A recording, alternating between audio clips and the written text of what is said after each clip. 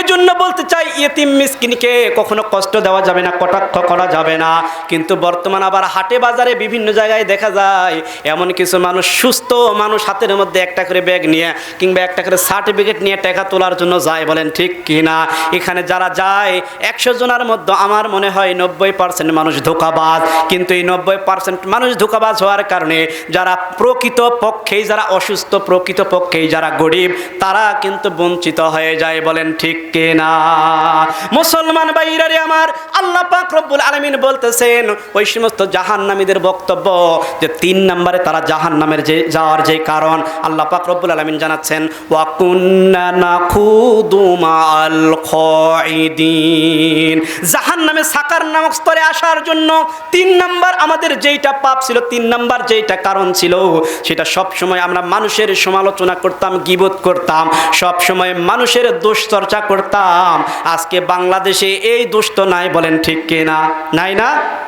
আছে। আমরাই প্রধান। আমরাই কি প্রধান? মুসলমান ভাইরারে আমার, একটা জায়গায় যখন একাধিক মানুষ একত্রিত হয়ে যায় তখন সব সময় কোন ব্যক্তি কি করেছে তার দোষ বর্ণনা করা হয়। এইরকম হাদিস শরীফের মধ্যে আসছে, সামুরা ইবনে জুনদুর রাদিয়াল্লাহু তাআলা আনহু থেকে বর্ণিত, রাসূল সাল্লাল্লাহু আলাইহি ওয়াসাল্লাম বলতেছেন, অনেক লম্বা হাদিস, তার মধ্যে একটা পয়েন্ট বলতেছি।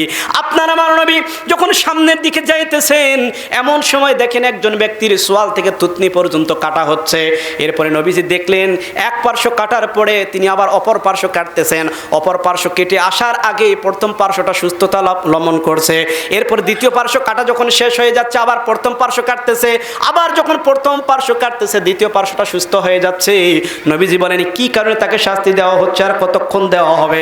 ফেরেশতারা বলে, ইয়া রাসূলুল্লাহ, ইয়া হাবিবাল্লাহ, এরা হলো পৃথিবীর ওই সমস্ত মানুষ যারা ঘুম থেকে উঠে মিথ্যা কথা বলতো, মানুষের সমালোচনা করত, এটা দেশের মধ্যে ছড়িয়ে পড়তো। এই কারণে তাদেরকে এই শাস্তি দেওয়া হচ্ছে, কিয়ামত পর্যন্ত দেওয়া হবে।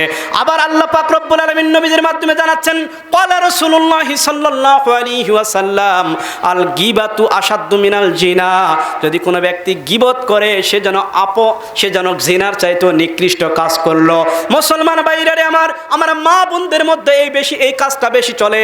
আমার মা বোনরা যখন একজনের কাছ থেকে 2 জন হয়, যদি একবার কয় অবু, শেষ। অবু একবার বললে শেষ। মুসলমান ভাইরারে আমার বলতে চাই, আমার মা বোনদেরকে সতর্কতা অবলম্বন করতে হবে। আমি আপনাদেরকে গালি দেই নাই মা, কারণ আপনারা তো হাফেজের মা, আপনারা তো আলেমদের মা, আপনারা তো আমাদের মা, নবীদের মা, অলিদের মা। আপনাদেরকে আমি কখনো গালি দিতে পারি না, বরং আপনাদেরকে একটা সাবধানতার বাণী দিচ্ছি, আপনারা কখনো কারো গীবত করবেন না, স্বামীর দোষ অন্যের কাছে বর্ণনা করবেন না। যদি কোনো মা বোন তার স্বামীর দোষ অন্য কোনো ব্যক্তির কাছে বর্ণনা করে, ওই পরিবারে কখনো শান্তি আসতে পারে না। বলেন ঠিক কি না? মুসলমান ভাইরারে আমার, শুধু তাই নয়, যদি কোনো মা বোন তার স্বামীর দোষ কারো কাছে বর্ণনা করে আর এই মা বোনটি যখন মারা যাবে তখন তার থাকার জায়গা জাহান্নাম হয়ে যাবে। সহিহ মুসলিমের মধ্যে আসছে, রাসূল সাল্লাল্লাহু আলাইহি সাল্লাম বলেছেন, যদি কখনো কোনো মেয়ে মারা যায় আর এই মেয়েটার স্বামী যদি বলে আমার স্ত্রী আমার কাছে ভালো ছিল, ওই মেয়েটা বিনা হিসাবে, বিনা বিচারে জান্নাতে যাবে। বলুন সুবহানাল্লাহ। এখানে পুরুষরা খুশি হওয়ার কিছু নাই। নবীজি বলেছেন, যদি কোনো পুরুষ মারা যায় আর তার স্ত্রী যদি বলে আমার স্বামীটা আমার কাছে ভালো ছিল, তবে যে ওই পুরুষটিও জান্নাতে যেতে পারবে। বলুন সুবহানাল্লাহ। একজন স্বামীর কাছে তার স্ত্রী এতটা বেহাল অবস্থা, সেই স্ত্রীটা মারা গেছে পানিতে ডুবে, নদীতে পানিতে ডুবে মারা গেছে। এবার যেদিক থেকে পানির স্রোত যাচ্ছে অন্যদিকে তিনি সেদিকে না গিয়ে উজান দিকে যাচ্ছে। গ্রামের মানুষ বলছে, ভাই আপনি কি পাগল হয়ে গেছেন? উজান দিকে কখনো যাবে?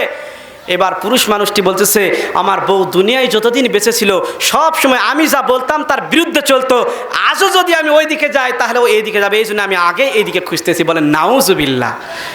আমার মা বোনদেরকে বলতেছি, স্বামীকে কখনো বেজার করবেন না। যদি আপনার একটু কষ্ট হয় তারপর স্বামীর হুকুম পালন করবেন। কারণ মা আসিয়া আলাইহিস সালাতু ওয়াস সালাম কত কষ্টই না করেছেন, ফেরাউন তাকে কত নির্যাতন না করেছেন, তারপরে কোনো স্বামীর বিরুদ্ধে কিছু বলেন নাই। মুসলমান ভাইরা, শুধু তাই নয়, আমাদেরকেও ভালো হতে হবে।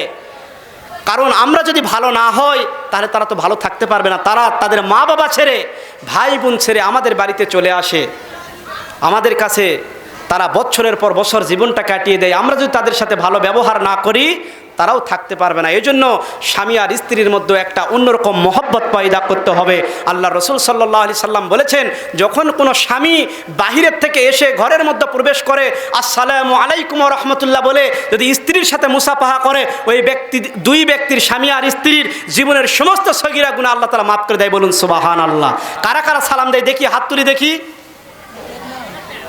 যারা দেন না তারা আজকের থেকে দিবেন ইনশাআল্লাহ। ওয়াজটা বাড়িতে নেবেন। ওয়াল্লাহি আল্লাহর কসম করে বলে গেলাম, আপনার পরিবারে অবশ্যই শান্তি আসবেই আসবেই আসবে ইনশাআল্লাহ। একটু জিকির করি, লা ইলাহা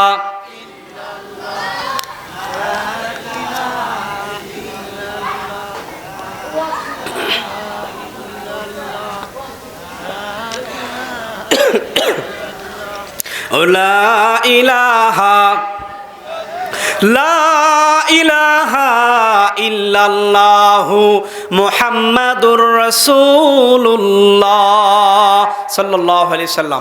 মুসলমান ভাইরা রে আমার, বলতে চাই, এইরকম ভাবে জাহান্নামীদের শাস্তিগুলোর কথা বলা হচ্ছে। এইরকম ভাবে আমাদেরকে তাকওয়াবান হতে হবে। আরবের একজন গরিব যুবক, নাম হলো কাজী আবু বকর। এই কাজী আবু বকর অত্যন্ত গরিব মানুষ, অন্যের বাড়িতে কাজকর্ম করে নিজের জীবনটা পরিচালনা করে। মা বাবা সবাই মারা গেছে। হজের সময় যখন চলে আসে তখন হাজিদের খেদমতে নিজেকে নিয়োজিত করে দেয়। হাজিরা যেই সমস্ত খাবার দেয়, যা কিছু হাদিয়া তোফা দেয়, এইটা দিয়ে কাজী আবু বকর নিজের জীবনটা পরিচালনা করে। হজের সময় চলে এসেছে, অসংখ্য হাজি সাহেবগণ হজ করার জন্য যখন চলে গেছেন, এই কাজী আবু বকর এবার হাজিদের খেদমতের জন্য নিয়োজিত হয়েছেন। এমন একদিন রাস্তা দিয়ে যাইতেছেন, এমন সময় কাজী আবু বকর দেখেন যে একটা প্যাকেট, একটা থলে গিরা দেওয়া অবস্থায় আছে রাস্তার মধ্যে, এইটার কোনো মালিক নাই। কাজী আবু বকর দেখলেন যে এই থলেটা কার বা কোথার থেকে আসলে, এবার তিনি হাতের মধ্যে উঠায় নিলেন। এমন সময় তার মনে পড়ে গেল, এই থলেটা যদি আমি না নিই তাহলে হয়তো অর্ধেক, আমি যদি এই থলেটা নিয়ে যাই তাহলে এর মালিক হইতে পাবে না। এরকম মনে করে আবার থলেটা যখন রেখে সামনের দিকে যায়, হঠাৎ করে কাজী আবু বকরের মাথায় একটা বুদ্ধি চলে আসলো, যদি এই পোটলাটা, যদি এই থলেটা কোনো দুষ্কৃতী মানুষের চোখের মধ্যে পড়ে যায় তাহলে আসল মালিক আর খুঁজে পাবে না। এই জন্য কাজী আবু বকর সেখানে আবার ব্যাক করলেন, চলে আসলেন। আসার পরে এই কাপড়ের থলেটা, বাধাই করা থলেটা, পোটলাটা হাতের মধ্যে নিলেন আর খুঁজতেছেন। হে সম্মানিত হাজী সাহেব গুণ, আপনাদের কারো কোনো থলে হারিয়ে গেছে কি, পোটলা হারিয়ে গেছে কি?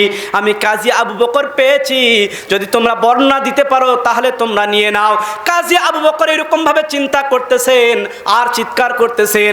চিৎকার করতে করতে এক পর্যায়ে যখন সন্ধ্যা ঘনিয়ে আসলো, কাজী আবু বকর এবার সন্ধ্যা ঘনিয়ে আসার কারণে নিজের বাড়িতে যাইতেছেন। পরের দিন সকালবেলা যখন আবার হয়েছে, ফজরের নামাজের পর আবার চিৎকার করতেছেন, হে সম্মানিত হাজী সাহেব গুণ, আপনাদের কারোর কোনো পোটলা হারিয়ে গেছে কি, কোনো থলে হারিয়ে গেছে কি? উপযুক্ত প্রমাণ দিয়ে আমি কাজী আবু বকরের কাছ থেকে বুঝিয়ে নাও। এরকম ভাবে দ্বিতীয় দিন আবার চিৎকার করতেছে, কিন্তু পোটলার কোনো মালিক পাওয়া যায় না। কাজী আবু বকর বড় ক্ষুধার্ত হয়ে গেলেন, পেরেশান হয়ে গেলেন। 2 দিনের অনাহার কাজী আবু বকর। আগেই বলেছি, অন্যের বাড়িতে কাজকর্ম করলে খাবার জোটে, না করলে খাবার জোটে না। এইরকম ভাবে কাজী আবু বকর যখন 2 দিনের না খাওয়া অবস্থায়, চলতে পারে না, হাঁটতে পারে না, রুটুপুটু অবস্থায় চলে, মনের মধ্যে একটা ধারণা করলেন, এই পোটলার মধ্যে, থলের মধ্যে কি আছে একটু দেখা যাক। থলেটা যখন খুললেন দেখলেন সেখানে অনেক রকম দামি দামি কাপড় আছে, স্বর্ণের গহনা আছে, অনেক দামি দামি জিনিস আছে, কিছু টাকা পয়সা আছে। এইবার কাজী আবু বকর চিন্তা করলেন, সেখান থেকে কিছু পয়সা নিয়ে খাবার খাই, যখন আসল মালিক পেয়ে যাব তখন বলে দিব। এমন সময় আমার মনে পড়ে গেল, আল্লাহ পাক রব্বুল আলামিন ঘোষণা করেছেন, যদি কোনো ব্যক্তির জিনিস না কয়ে নেওয়া হয় এইটার নাম হলো চুরি। যদি কিছু না বলে নেওয়া হয় এইটার নাম হলো চুরি।